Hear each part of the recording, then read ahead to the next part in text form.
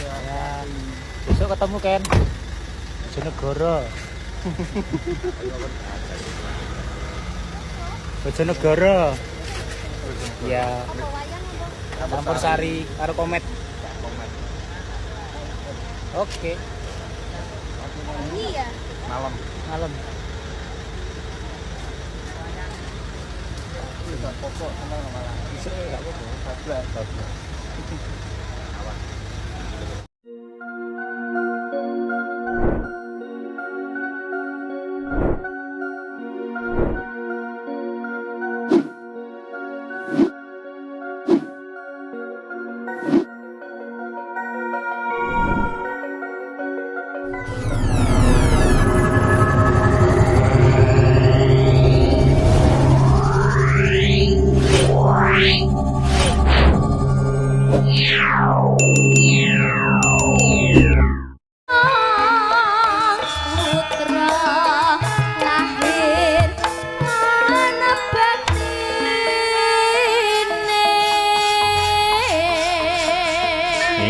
Matur nuwun dadi ati sampun katur.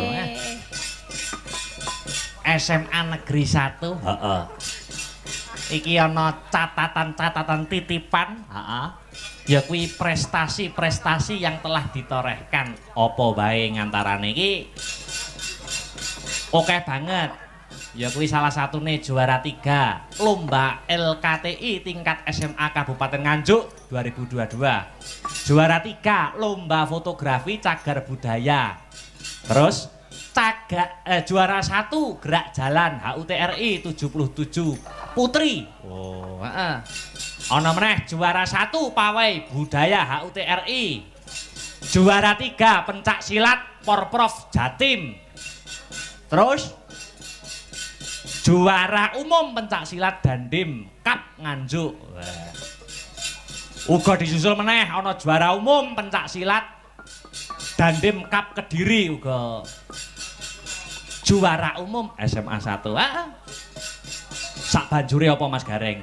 Iki Wushu Championship se-Jawa Timur. Wah, juara 2 terus. Oh iya, Dilanjut juara 3 kejuaraan apa ki? Bridge. Waduh. Jawa Timur. Juara 1 kejuaraan Bridge Porkap Nganjuk 2022. Wes pokoknya tak waca ngene wae. Juara 1 lomba rancang perkapalan di ITS. Wah, iki luar biasa. Juara 3 lomba rancang perkapalan di ITS tim 3. Tim 2 juara 2, nek tim 3 juara 3 tim 3. Juara 4 lomba Sodo nasional. Wah. Terus sing terakhir juara 2 lomba Sodo JPC UNESA. Wah. Sodo iya apa? Wah luar biasa. Kuwi isih sebagian jane isih akeh. Prestasi-prestasi ini sing ditorehkan. Oh, aku percaya nek SMA 1 ki. Terus dan terus melakukan gebrakan khususnya pada dalam hal prestasi nih. Oh iya, hebat. Ayo Dik Niken, iki mudak ngantuk. Ayo Dik Niken. Iki ana pamundhut saka Hong Kong. Hong Kong ya menyimak. Lumantar live streaming. Pamintaku, Dik. Nggih. Niki dibawani to pamintaku? Nggih, bawa. Duduk mawon nggih, Mas. Oke, siap. Ngateke engko pas langgam. Ngono lho.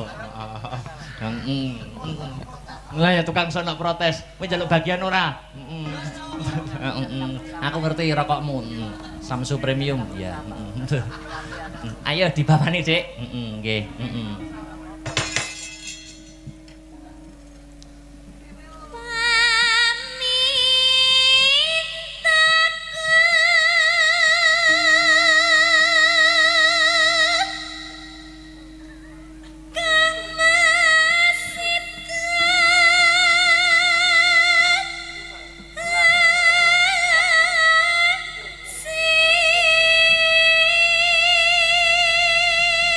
pamintaku wis do asih lho. Ya pamintaku ya. Yuk. Oh keduren to. Lang.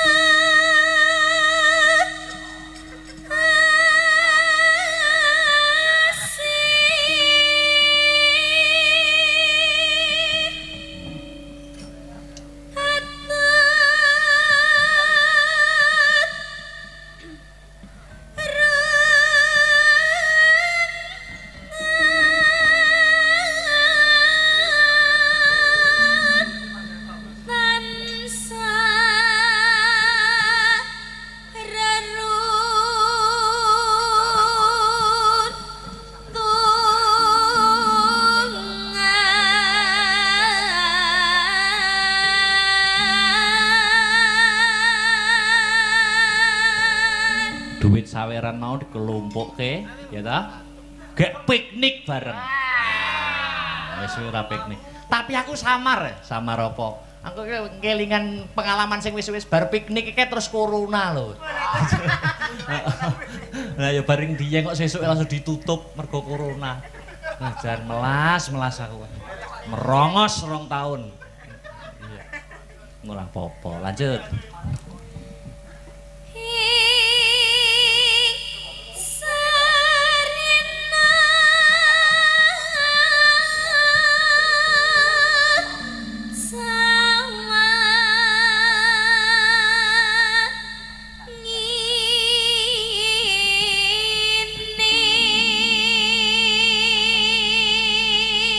Aku ki ngerti nyapa kok piknik kok terus esuke corona. Penyebabnya apa? Sumbare cah-cah lho.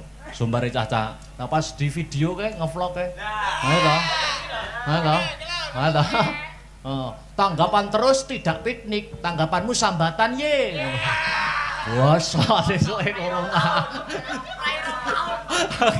Akhirnya tanggapan ya sambatan. Lah iya. Yo lanjut. Datan kingkang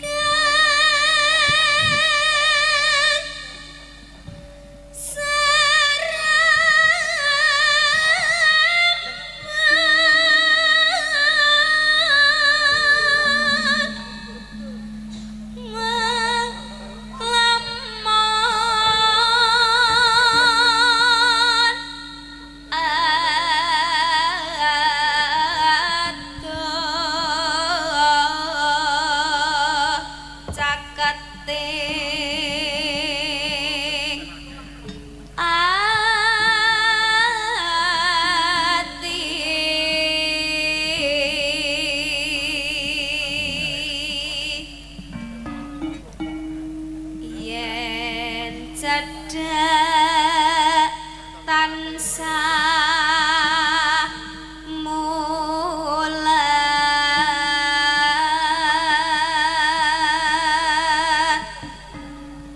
sida asih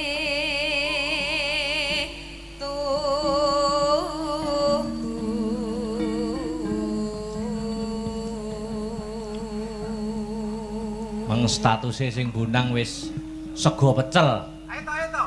Heeh, sego pecel. Heeh. Pindho mimi lan mintuna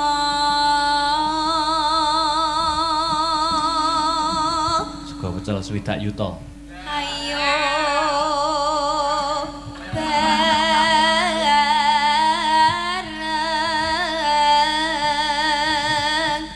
kang masana tepi wajib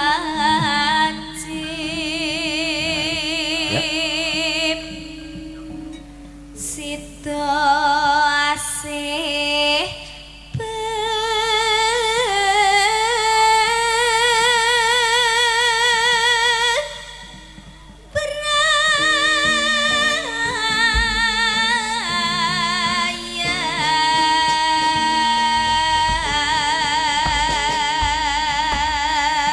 Yuk ditibakne sak langgame dados. Aku kang setya satu wit biyen nganti saiki bebasan batang kapapa apa resuh benar hati kepangayaan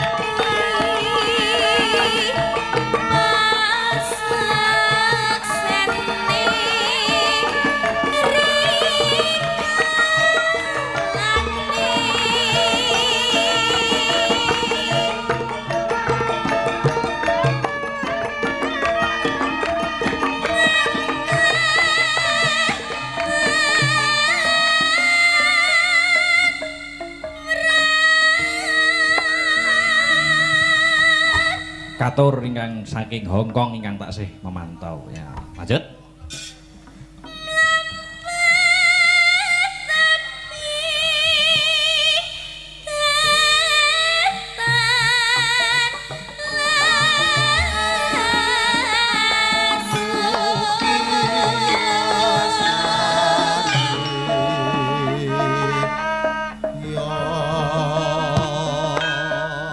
Ya.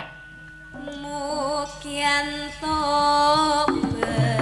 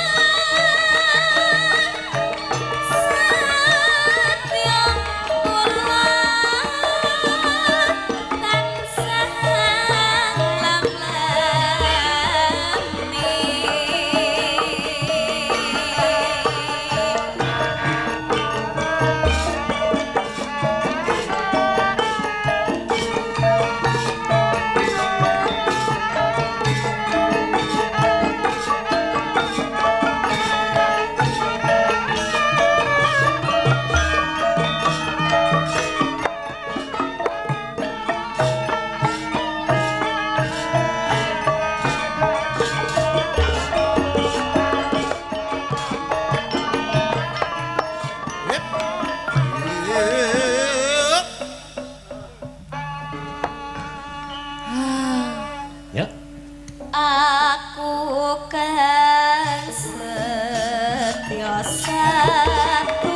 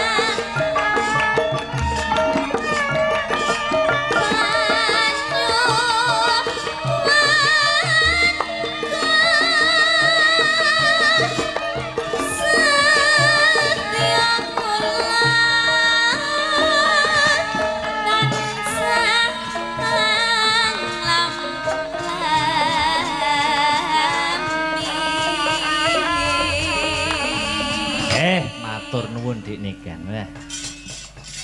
Acarane HUT semasa iki, heeh. Iki puncak ning masih belum selesai. Acara-acara dalam rangkaian HUT SMA Negeri 1. Heeh. Engko tanggal 9 jare ana donor darah. Urung tanggal 12 peresmian mau sing didhawuhke mau sore lumantar sambutan. Heeh. Ya kuwi yang akan diresmikan ingkang winengku kinurmatan Dr. Andes Arif Sulistiono MSI. Oh ngono. Ha nggih. 13 Januari uga ana jalan sehat. Wingi-wingi wis diadani lomba-lomba ya toh. Tiap yen aku pengalamanku tiap nalika ing semasa mbiyen kuwi tiap ekstrakurikuler kuwi ngadakake lomba. Oh ngono. Heeh. Dadi ben akeh. Oh iya, Ya, dilanjutke, heeh. Mbak Enggar, heeh. Jumeneng, Mbak. Heeh. Disepati ben rame. Yo,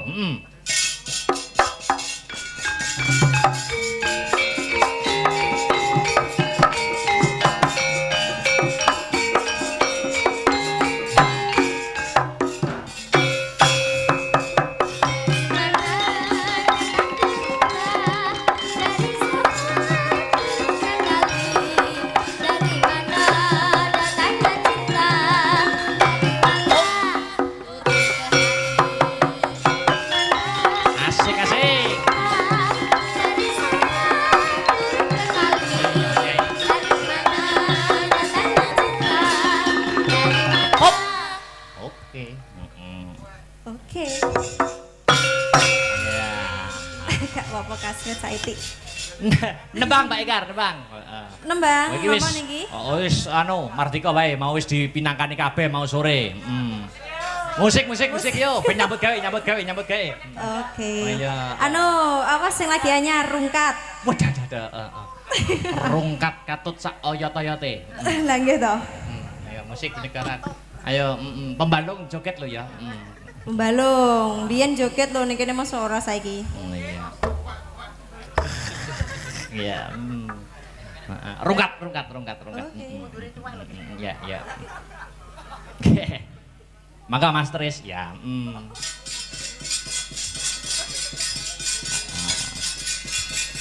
Maka rungkat bersama Bu Anistia Ayu Enggarsari. Nek ning kene ora. Bu Guru. Ketara. Nggih, oke siap Mas Tris. Ya, maka tateke.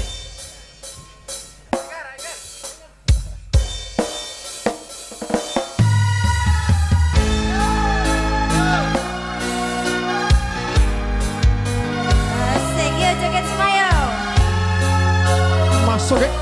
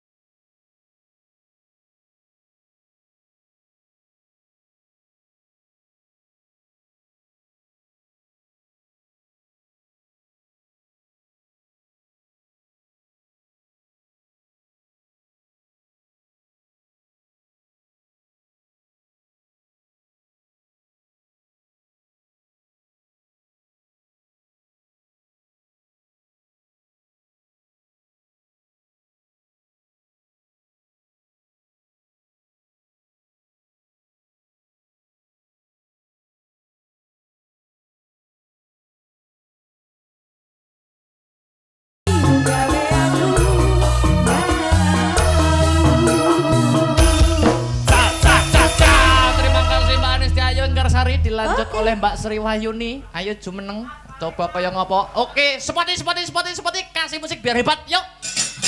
Ayo, weh.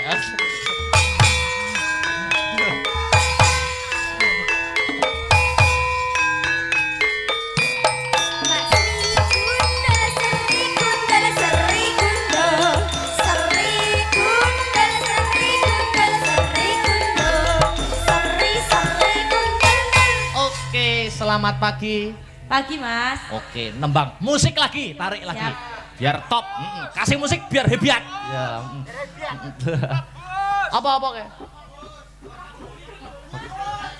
Heeh, kelebus sapa sing mudeng dikancani. Dikancani ayo, dikancani sing mudeng. Ayo, Kelebus. Ayo kelebus. Heeh. Oke. Kelebus. Stop. Wedhus. Ya. Nah, Nggih, wedhus. kelebus Mas Tris, sampun siap? Oke, tarik lagi, yo. Ya. Jogeti, ya.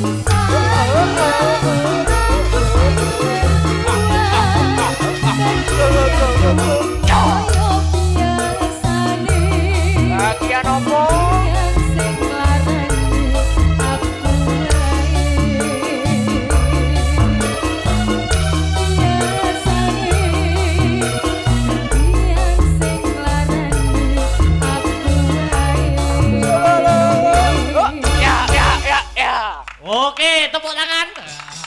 Ayo serbek nyongon untuk nelakan yuk.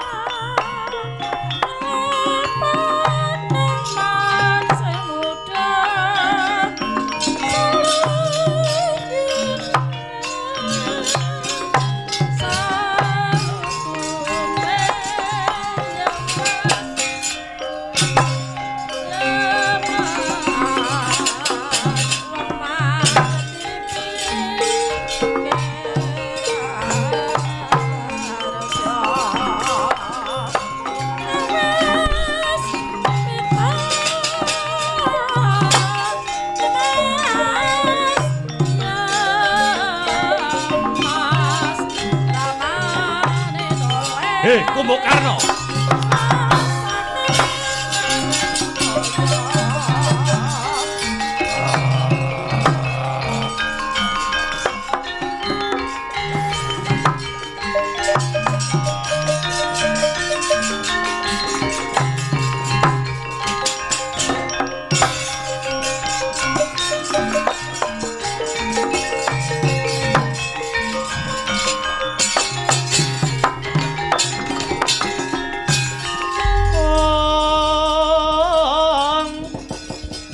Miyat langening kalang Iwana Glara pandamuncar Ong tinon lir kekonang surem sorote tan padang kasor lan pajaring purnameng gegono dasare mangsa ketiga ing ana wanara dedeke babak karo aku iki sapa manggalaning prajurit wanara aku Narapati Sugriwa aku senopati negara Ngalengka kekasihku Raden Kumbakarna sugih kendel Bondowani kowe nyebratake para wanara nganti kendang kapracondang apa abamu Wedian serep nyawamu maju kepara ngarsa tak lokke sak dosamu geget siung pengapit bialiaran kowe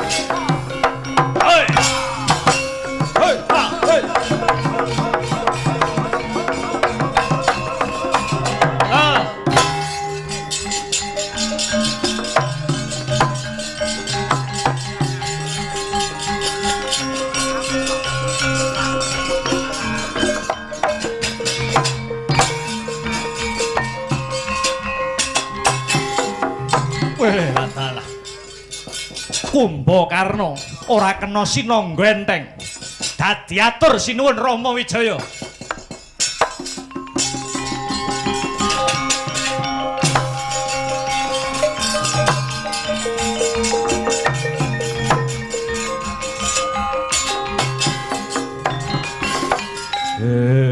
Angin amit milih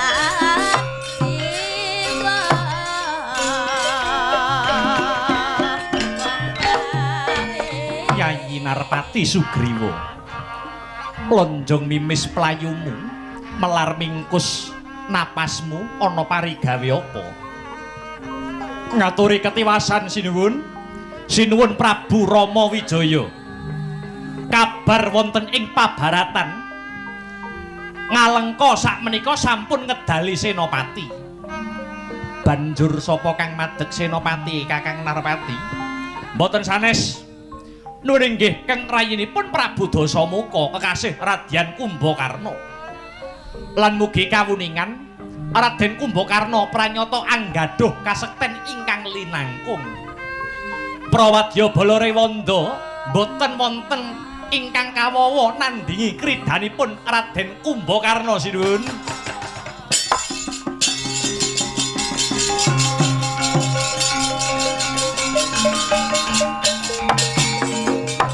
Drotyas wuyung mulat ganda nyorum hangrarucit nolo linalitan bangkit lali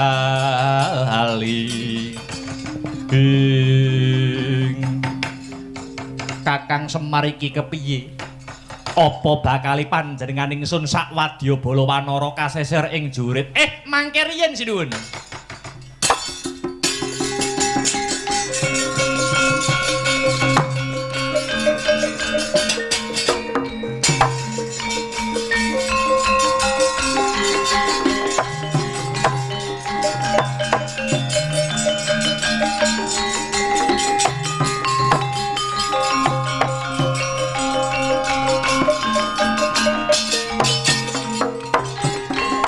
ampun kuwatos sing penggalih sak dhuwur-dhuwure langit menika taksih wonten langit sak sekti-sektine jalma manungsa mesti duwe pengapesan banjur aku kudu kepiye Kiai Semar panjenengan perintah dhateng Raden Gunawan Wibisana kinen nandingi kasektening Kumbakarna Wibisana niku adine si Kumbakarna. Mesti adine sampun ngertos papan pengapesanipun kakange. Sumangga kula aturi perintah si Gunawan Wibisana madeg dados senopati ngadepi senopati Ngalengka si Kumbakarna. Yen pancen kaya mangkono Kakang, aja kesuwen timbalana Gunawan Wibisana marak seba marang panjenengan ingsun.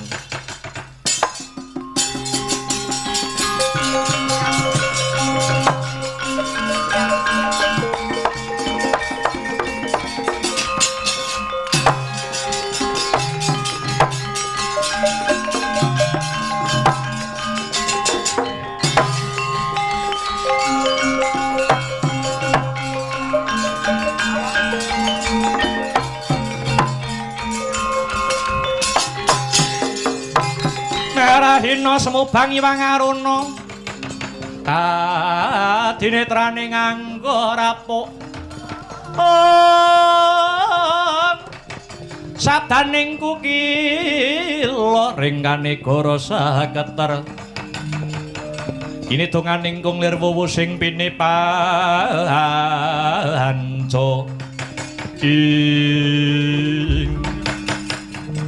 Wibisana kawruhana kanggo serana mbuktekke setya bektimu marang panjenengan ingsun.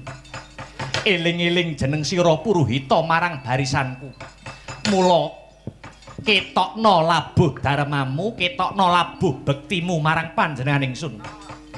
Duh sinuwun, lajeng sarana kados pundi ingkang kedah kula tempuh? Madeka dadi senopati, adepana senopati Ngalengka si Kumbakarna.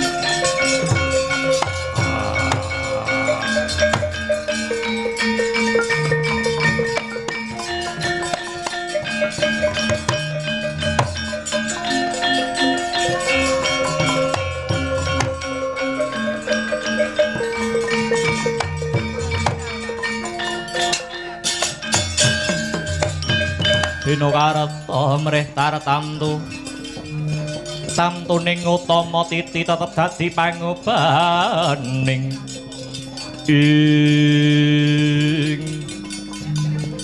Kakang Mas Kumbakarna jengandika madeg dados senopati. Aku madeg dadi senopati Gunawan Wibisana. Duh Kakang, pranyata Kakang Mas ngoncati janjinipun Kakang Mas piyambak. Sekawit babar pisan boten kepareng dados senopati, boten badhe nyenopateni Kakang Dasamuka. Nanging kenang apa sakniki Kakang Dasamuka? Perintah dhateng Paduka supados dados senopati, Paduka mbela kamurkanipun Kakang Prabu Dasamuka. Duh Kakang Mas Gunawan, kados pundi? Ora teges aku mbelani angkara murkane Kakang Rahwana. Lho, lah bukti nyatanipun mekaten. Barisan Wanara bubar mawut. Tegesipun menika kecoh dinilat malih. Paduka kedah enget. Rama Wijaya menika titisipun Sang Hyang Wisnu dewaning kabagyan kang sarta katentreman. Kowe aja landhep dengkul pamikirmu. Aku maju palagan ora niat perang pupuh karo Prabu Rama. Kapindho ora bakal belani Kakang Dasamuka kang sasar susur bebudene. Mulane aku kudu belani bumi wutah getihku nganti tetesing ludira kang pungkasan. Merga aku ora narimakake Gunawan. Aku ora trima para wanara kang wanuh-wani ngobong astana Mangliyawa. Mongko kuwi biyen pesareane para leluhur-leluhur ing Ngalengka. Aku ora trima. Wis cetha ngiglo kang tanpa warana, para kethek wani ngidak bumi Ngalengka sak leluhur-leluhur Ngalengka. Duh Kakang Mas, sak ngertos kula niku mboten wonten wanara ingkang manuh wani ngobong astana Manglyawa. Sawangen dhewe kae, sawangen. Astana Manglyawa wis kobar ludes keles dadi awu. Aku ora trima Gunawan. Ngalengka didak-idak karo para munyuk. Kumbakarna rumangsa urip ana bumi Ngalengka. Aku kudu bisa njunjung leluhur-leluhurku Ngalengka. Ngalengka sak leluhure bakal tak belani nganti tetesing getihku kang pungkasan Gunawan.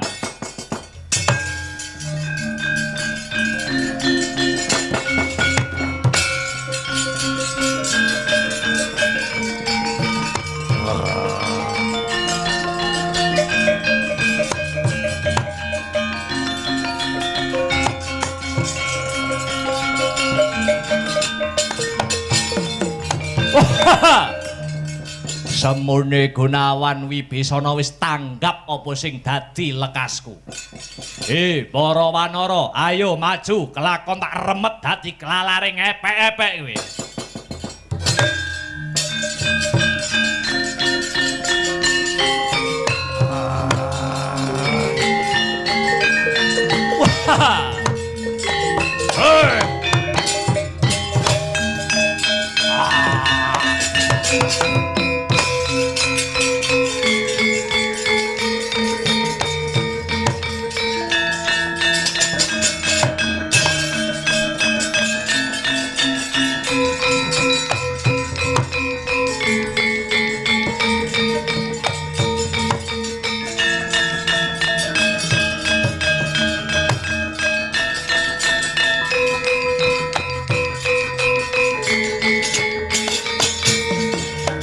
Lang-lang indriya mangu mangungkung kanduhan rimang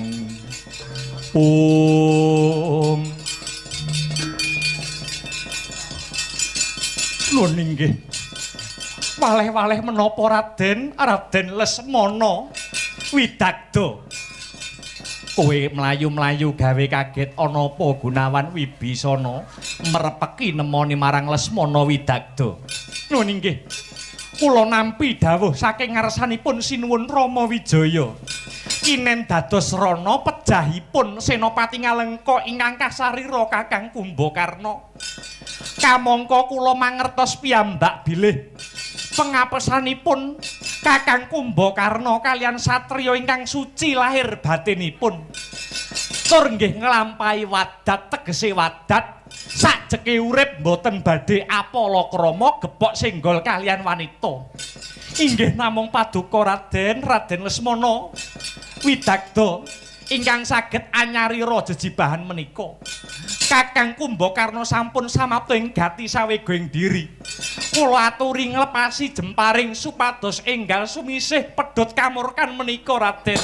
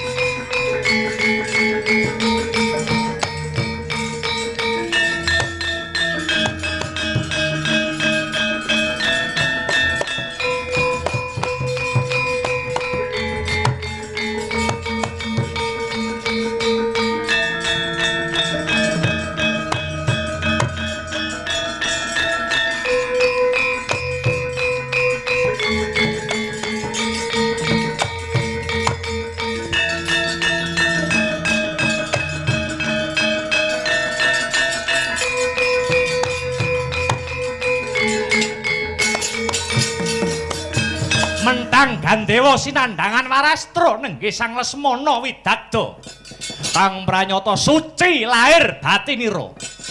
Warastra ingkang cacah wonten gangsal ingkang winastan Kyai Pancawisaya. Panca tegese 5, wisaya tegese pangruwatan. Panah cacah 5 ingkang dadi lantaran sirnaning Senopati Ngalengka.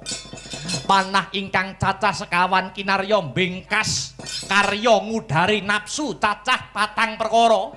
Nafsu amarah, nafsu alwamah, mutmainah lan nafsu supiyah. Ewadene panah ingkang setunggal dadya sarana oncating nyawa saking raga. jumebret suarane kaya halilintar, kebat kaya kilat, kesit kaya tatit, ngenani pener dadane risang Kumbakarna, tembus jantung butul walikat, gugur Senopati Ngalengka.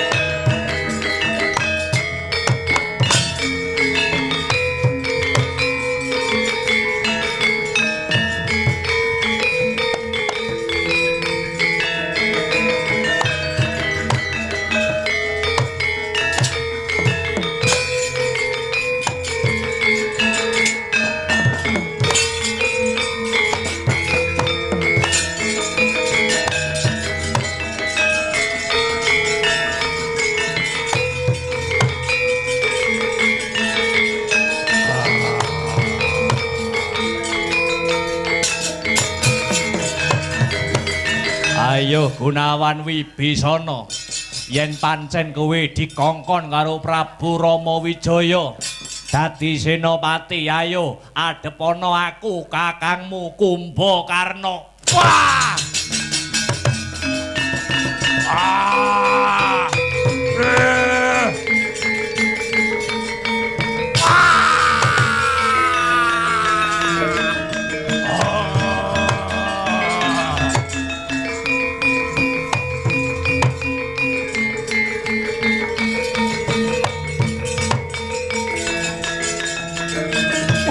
Kakang Mas.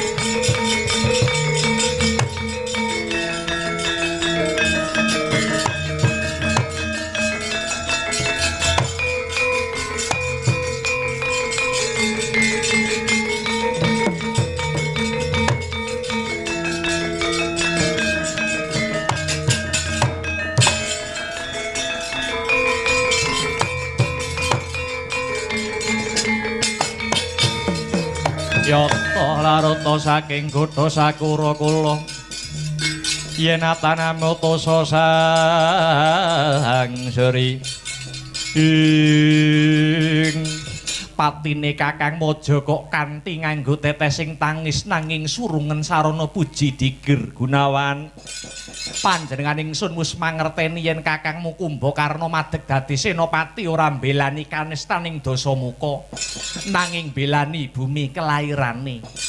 Pranyata niat kang suci iki bakal dicatet kelawan sejarah yen to Kakangmu Kumbakarna wenang den paringi gelar kusumaning negara. Gunawan,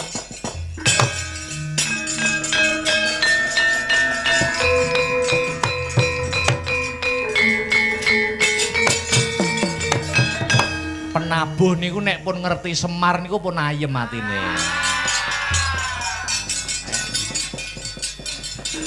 Guguring Sang Kusuma Negara Raden Kumbakarna mratandani rampung gelaring ringgit sedalu natas menika. Bilih wonten tembung sak kecap tindak sak pecak ingkang klentu kula sak rombongan nyuwun agunging samudra pangaksami. Sak sampunipun ringgitan mugi-mugi SMA Negeri 1 Nganjuk sageta langkung kuncara Hanjayeng Bawana. Semasaku, alma materku bersatu bermutu nomor 1.